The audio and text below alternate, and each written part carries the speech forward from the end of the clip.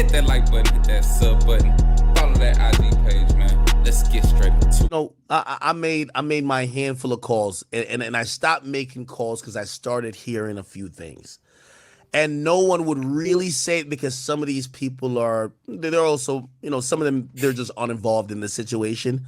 Let's But I go. Give kept it up. saying, I said, why would all this stuff happen? And some people told me some surprising things. Basically, they were saying, hey, listen, Drake has been at the top for a while, and the Drake is an artist is a different Drake when it comes to dealing with other people who have needed him. There you go. There you go. They went as far to tell me most of it is not even necessarily Drake. Like, I heard stories. They were just like, yo, his people who do business for him will deal with you wicked. You know why? It's Drake. Yo, they're going to tell you, hey, fuck negotiation is going down like this. Hey, the boy wouldn't like if you don't agree to this. And no, that's wild. That's one of those things where imagine having to work with the nigga, or imagine needing a nigga, but you start developing resentment because you feel like, oh, this shit ain't real friendship, or damn, this nigga hoeing me. The moment you feel like you don't need him no more, you're kicking his back in. Hey, we already kind of knew this. I don't know when the signal was for that, but clearly in the last year. From what I've heard, niggas was just like, yeah, I think we can say fuck him, and everybody got on board with it. You had a couple brave ones pop their head out first, and then the rest of them was like, oh, Metro and Kendrick. He ain't the same. Metro and Kendrick. It's a smear campaign. It's a smear campaign that's been going on, let's say, for the last... Nah, he said the couple brave ones poked their head out and went at the boy, man. Yeah, Metro and Kendrick Lamar, man, they had no goddamn regard for their friendship with the boy Drizzy Drake at all, man. But welcome back to the channel, guys. You know what I'm saying? If y'all was just listening to that and y'all read the title, then y'all would know AKADEMIKS was on stream, talking about the whole Drake Kendrick thing. Once again, it's not supposed to be round two, but I don't know. We over there up in the chat on the stream, hyping it up every day, talking about, well, I ain't talking about it with them, but I'm listening and involving myself in the conversation. But Big Act was basically breaking down the fact that he been calling around the industry, guys. We know how Big Act get when he want to get some information, man. He got a lot of contacts. He got a lot of connections. He got to calling around the industry, seeing what's really going on. And he got to the point where he found out, you know what I'm saying? He effed around and found out.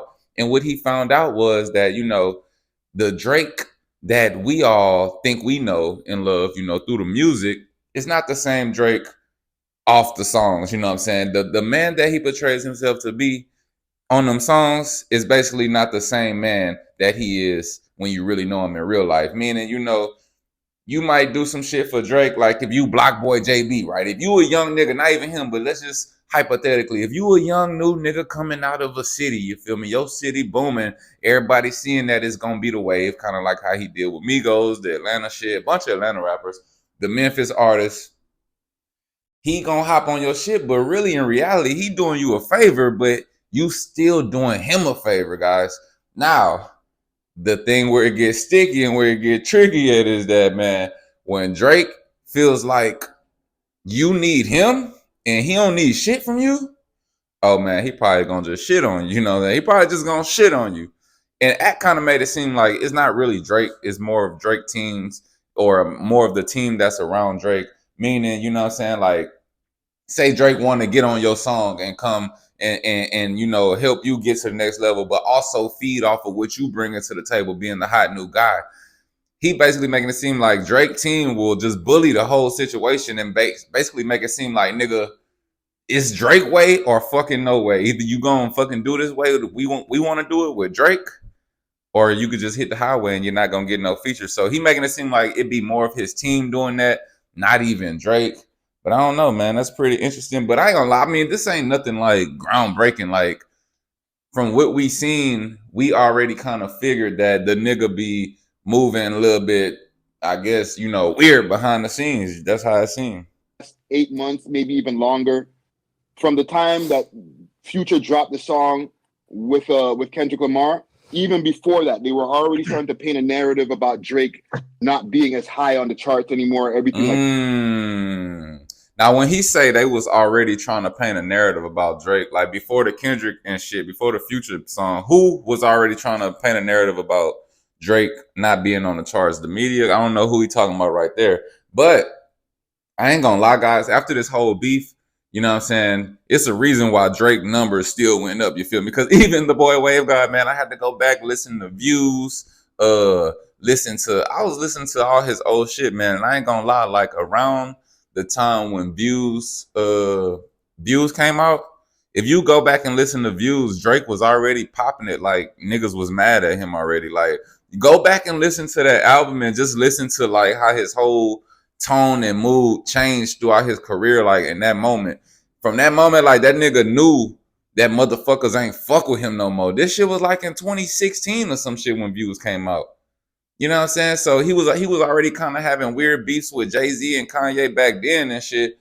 But it's like he was already talking about, people not wanting to give him his flowers or people not wanting to see him at the top. And then we know when Scorpion came out, that basically was his album, like, nigga, fuck all you niggas, you feel me? I just got demolished by Push T. He just exposed me. We got Ye over here telling all my fucking business to these niggas.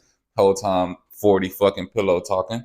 But I feel like Drake been kind of feeling this shit and hinting at it in his music for a while now. Like, go to For All the Dogs. Listen to the shit he's saying on 8 a.m. in Charlotte and the shit he's saying on what's that shit called with the big three shit? First person shooter mode. He said, will they ever give me flowers? Well, of course not. They don't want to have that talk because that's a sore spot. He been saying that shit since Views, guys. I promise. Like that. But when everything happened, I think what's happening right now with everybody's having this Kendrick Lamar love is not everybody who's championing Kendrick Lamar is actually a Kendrick Lamar fan. They're more haters of Drake. I will say whoever that is on that phone, I will agree that, man. I will agree with that because even I'm championing Kendrick. Now, what you said at the end, like they more haters of Drake, that's definitely not me because I'm not a fucking Drake hater. Like Drake is the GOAT, you know what I'm saying? I'm just keeping it real, showing the support for Kendrick because I'm not being biased. If a nigga won the battle, he won the battle, but that's not making me like hate Drake, you feel me? Drake still is a better, well, shit, could I say he's a better, all right, fuck, Drake's still better on my list, you know what I'm saying? I still slap Drake every day, so, I mean, I only listen to that new Kendrick song like 3 times. Then they are a fan of Kendrick. We jamming No Fucking Face every day. And I think also I think these guys been feeling this way. Exactly. I feel like Drake authentically always wanted to show love. We know he's a hip hop connoisseur. Like bro said, he shows love to the up and coming rappers. I think though with Kendrick, because we know that Kendrick got the cosign from Drake, he took him on tour. I feel like what we know the industry is so. And I ain't gonna lie, guys, with the whole Drake took Kendrick on tour first and kind of put him on. I'm gonna tell y'all guys, I was around, in 2010, 2011, 2009. Drake was on this high ass mainstream level, guys, but do not get it fucked up or misconstrued. You know what I'm saying? It was already bubbling by 2011. It was already known that Kendrick Lamar was that next nigga, if that makes sense to y'all. Like, you know how everybody, like, you always got the mainstream rappers, and you got the underground where it's like that one hot nigga, he about to be that next nigga. Kendrick was already like the fucking second coming, you know what I'm saying? It was already known that Kendrick was going to get to that level. So Drake taking him on tour, nigga, that says a lot about Kendrick, you feel me? Like, yeah, Drake took that nigga on tour because he was the hottest nigga, you feel me? Like, Drake wanted to hear his fucking album, Section 80, before he even came out. This before Kendrick even had a deal, I think. So fake that people just genuinely needed Drake all those years. And now it's wait, wait, hold on. I'm All right, man, we can stop it right there. That was the end of the video, you feel me? I just thought that was interesting that Act came on here. Basically let it be known, man, Drake been, I guess, fucking niggas over behind the scenes and all kind of, not doing favors. He probably owed people or people that probably looked out for him. He ain't looking out for them, or just taking advantage of his star power in certain business situations, always making sure he got the upper hand Because, you know, it might look good on the outside when he hop on your song or some shit, but the business might be fucked up on the other side, you know, in your favor. It's going to be always good for Drake. And that's kind of, you know, what it seemed like, man. But I just want everybody to know, man, don't listen to motherfuckers that just think everybody who championing Kendrick Lamar is a Drake hater. You feel me? Like even if I'm not even a Kendrick Lamar fan, like I'm a fan of the rap game as a whole. I respect what he did and his artists. You feel me? I respect everything about that nigga, but Drake's still gonna be my favorite when it comes to Kendrick Lamar or Drake. So everybody who championing Kendrick right now is not a Drake hater, because I'm definitely not. You feel me? I'm just proud to see a rapper fucking competing, and I'm proud to see a rapper wanting to be number one, not being scared to go with the biggest artist in the world, like on some J. Cole shit. He went at Drake, he took him down, he earned the praise, he deserves the praise. He got the Super Bowl, nigga. He making big business decisions. Y'all over here talking about Drake turning down the Super Bowl and all kind of goofy ass shit. Like, who does that? You know what I'm saying? But either way it go, man, it is what it is. Let me know what y'all think in the comments down below. Big Wave God made it. This your boy Ted. Hit that like button, hit that sub button. Until next time, we out of here.